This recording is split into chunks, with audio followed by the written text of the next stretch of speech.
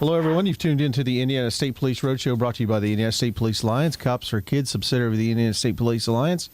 And the actual person that really runs the show is Tom Trowell, the man behind the scene who puts this thing on, puts all the cameras up, and makes us look good. Right, guys? Yes, he does. And he's good looking, too. Yeah, but you never see him. He's kind of like... the Wizard of Oz. The man behind the curtain? Yeah, exactly. Is that it? That's it.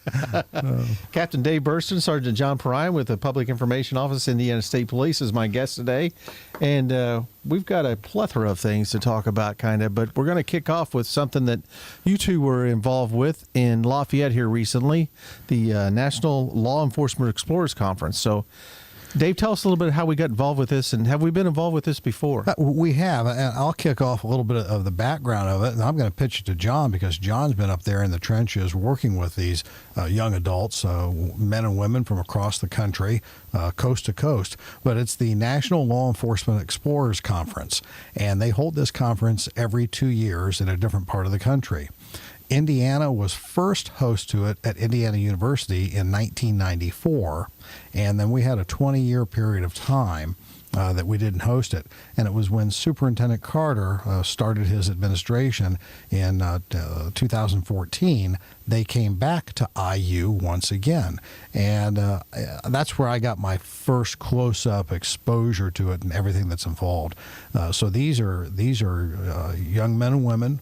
They have a specific interest in law enforcement. The Law Enforcement Explorer Conference is a subsidiary, an umbrella underneath the Boy Scouts of America and what's called Learning for Life.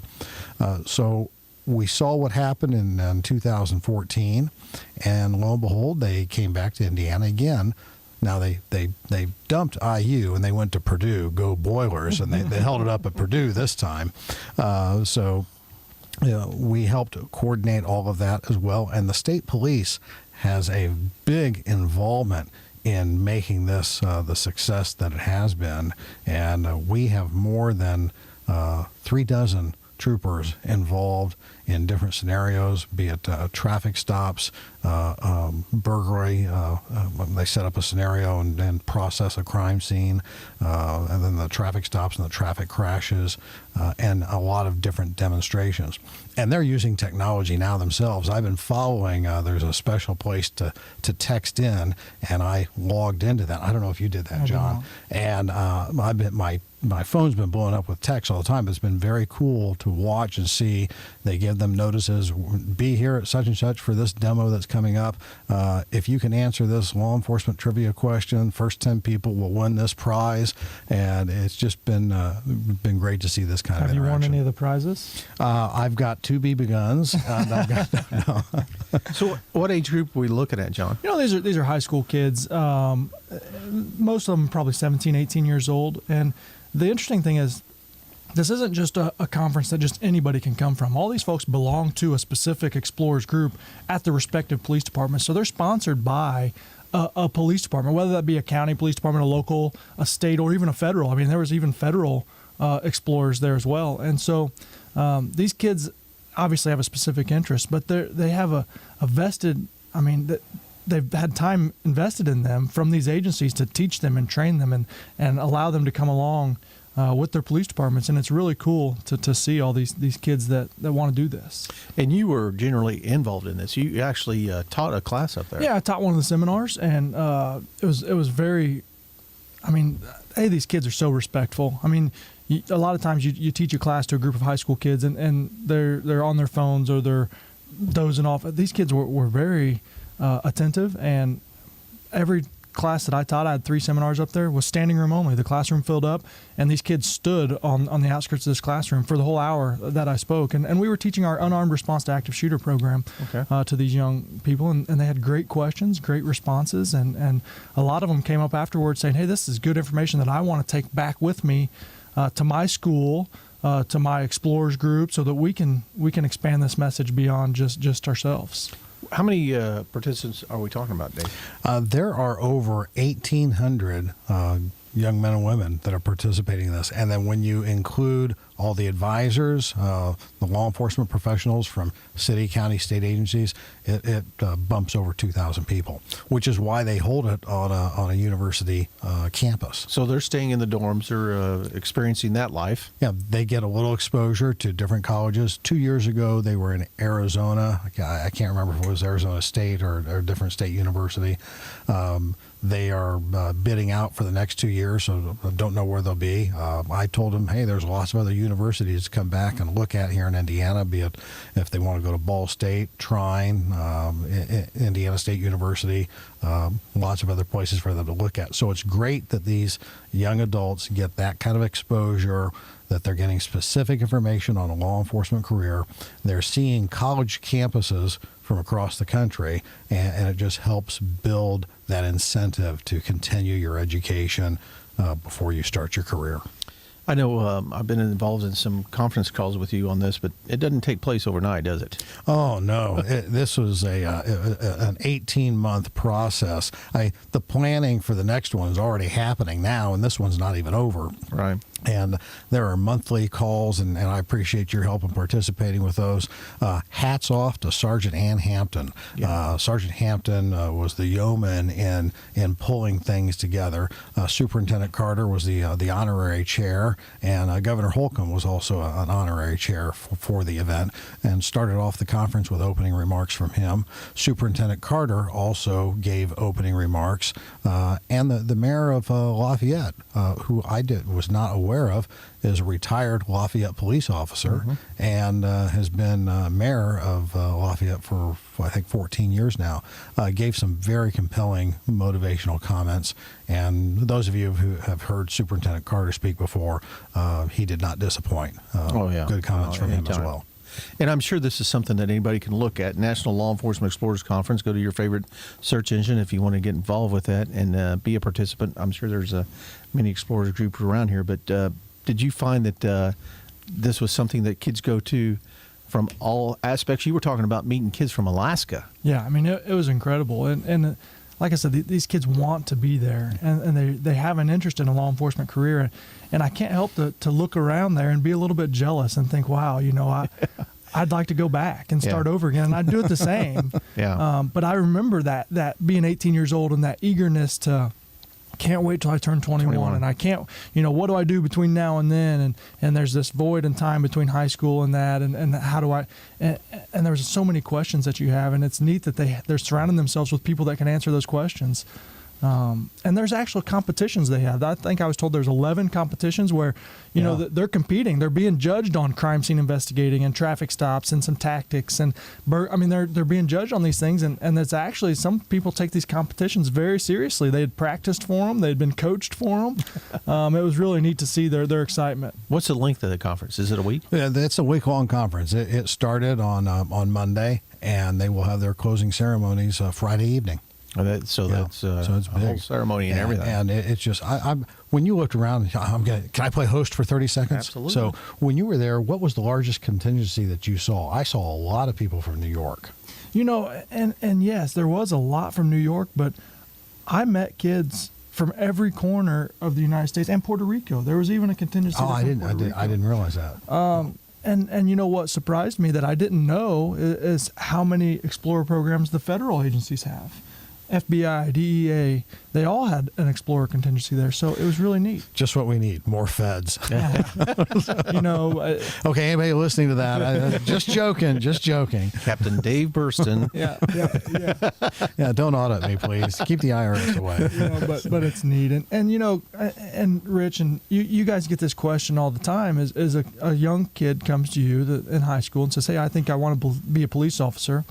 I'm going to go to college and major in criminology." And we kind of try to steer them a different way. And I didn't have that. But, and I'm sure you guys answer the question the same, but there's so many other things that you should be majoring in. Right. Yeah. If you want to be a police officer, that will be, the learning will come in the academy. Right. Maybe some criminology classes are great, but find something else. Second language. No. Yeah, we're looking for people that are well-rounded with different things. We love people that have business degrees and education degrees and foreign languages and things like that. So I want to emphasize that again, the importance of knowing a second language. beyond Spanish. If you speak a Middle Eastern language, you can pretty much write your ticket Yeah. anywhere. Those are the things the federal agencies need. Do the business courses, and just as John said a moment ago, we'll teach you everything in the academy you need to know about law enforcement.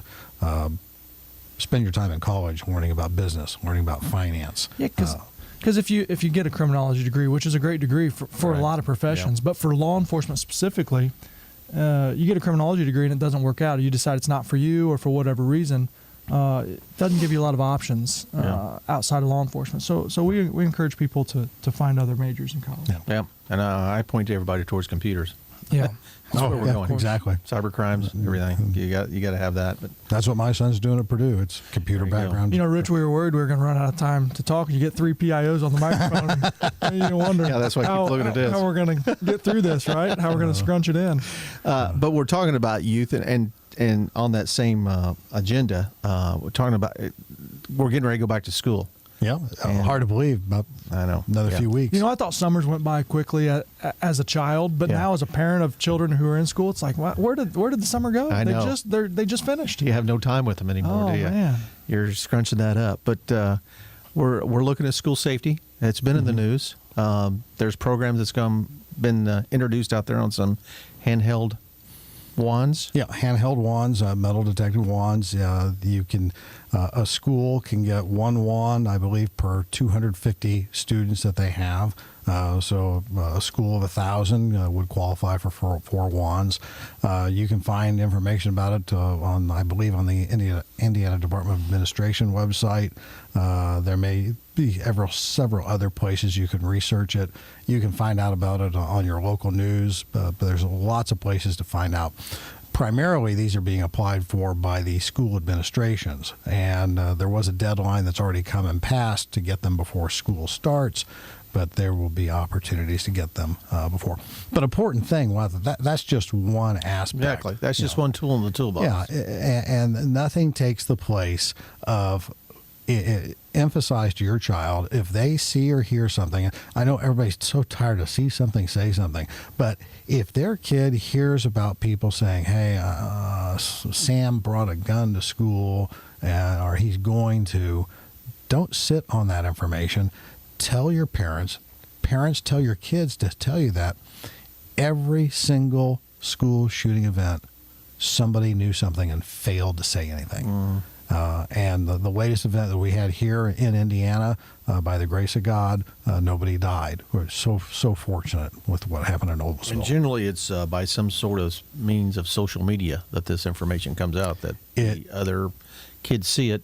Well, and often it's not even a direct statement, but then people come forward and say, you know, now that this has happened, I rewind in my mind and I saw these things, or I heard these things, and I wish I would have said something or done something about it, but either A, they didn't want to get involved, or B, they think somebody else will do it. It's somebody else's job. I saw this, but somebody else saw it as well, so they're going to take care of it. And that's not the case. We need everybody To step up. And we need every person who's in and around a school, parents, students, administration, teachers, anybody who's involved in that school. They're responsible for the safety of that building, and it takes an entire group of people. It's just not the Yeah, job you of see one or two people. that text or that post of "Don't go to school today." Yeah. Don't just blow it off. Yeah. And It's not a joke, and No. and some kids even think it's a joke when they say it, but it can't be taken as a joke. And that's the thing that you see. Young minds don't process things like adult minds do. And we saw in the Noblesville event, then we had prank calls coming in alleging other things would happen. There's never a place for that. And when we find those people, they will be prosecuted to the fullest extent of the law. yeah. You know, I'll take a moment also. The Indiana State Police is going to stay involved in all the schools throughout the state, and we offer a program free of charge to come in and talk to your teachers and your administrators about how to respond to violence in the school.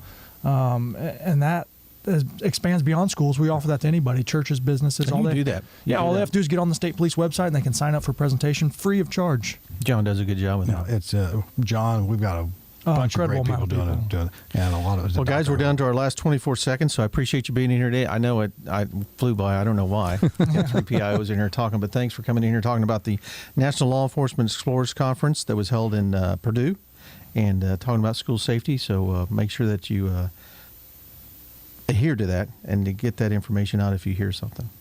We'll talk to you again next week. The Roadshow is out.